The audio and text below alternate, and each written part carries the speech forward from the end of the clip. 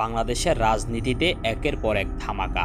তারেক রহমানের নেতৃত্বাধীন সরকারের ৫ মাসের মাথায় বঙ্গভবন ছাড়তে বাধ্য হলেন বিতর্কিত রাষ্ট্রপতি মোহাম্মদ শাহাবুদ্দিন।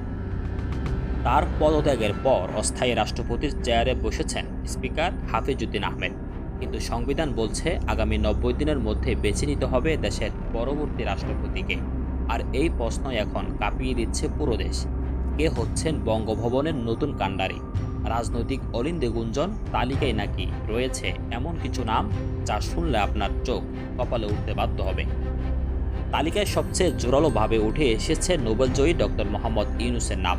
দলের ভিতরের অভ্যন্তরীণ কোন্দল এড়াতে নাকি তারেক রহমান কোনো দলীয় নেতাকে না বসিয়ে দেশের ভাবমূর্তি উজ্জ্বল করতে ডক্টর ইউনূসকেই বঙ্গভবনে দেখতে চান।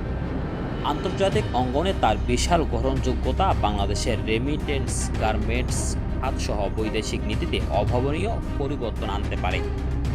তবে চমকের শেষ এখানে নয়। গুঞ্জন উঠেছে দেশের প্রথম নারী রাষ্ট্রপতি হিসাবে জুবাইদা রহমানকেও বেছে নিতে পারে বিএনপি।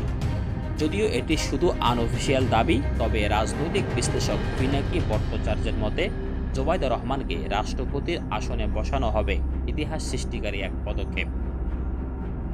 রাজনৈতিক পরিমণ্ডলে বেশি বেড়াচ্ছে আরও বেশ কিছু পরিচিত মুখ।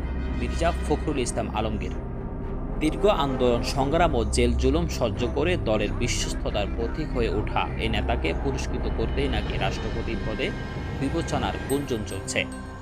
ডক্টর খন্দকার মোশাররফ হোসেন ৪ বারের সংসদ সদস্য ও বর্ণাঢ্য ক্যারিয়ারের এই জ্যেষ্ঠ রাজনীতিবিদেরও রয়েছে স্বচ্ছ ভাবমূর্তি। ডক্টর আব্দুল মঈন খান অক্সফোর্ড ফেরত এই আন্তর্জাতিক ব্যক্তিত্ব বিএনপির কূটনৈতিক পরিমণ্ডলে অত্যন্ত সুপরিচিত। মন্ত্রিসভায় স্থান না পাওয়ায় বঙ্গভবনের দৌড়ে তাকেও এগিয়ে রাখা হচ্ছে। রাজনীতিকদের পাশাপাশি আলোচনায় চলে এসেছে বর্তমান মন্ত্রিপরিষদ সচিব নসিমুল গনি। দক্ষ ও অভিজ্ঞ এই সাবেক সচিবকে নিরপেক্ষ রাষ্ট্রপতি হিসাবে রাষ্ট্র পরিচালনায় আনতেও একটি প্রভাবশালী গোষ্ঠী সক্রিয়। অন্যদিকে ৫ দশকের দীর্ঘ অভিজ্ঞতা সম্পন্ন বর্ষীয়ান নেতা ও প্রধানমন্ত্রীর রাজনৈতিক উপদেষ্টা নজরুল ইসলাম খানের নামও তালিকায় অগ্রভাগে রয়েছে। বন্ধুরা, আপনার কি মনে হয় বাংলাদেশের পরবর্তী রাষ্ট্রপতি হিসেবে আপনি কাকে দেখতে চান? ডক্টর ইউনূস, জুবাইদা রহমান নাকি অন্য কাউকে? দ্রুত আপনার মতামত কমেন্ট বক্সে জানিয়ে দিন।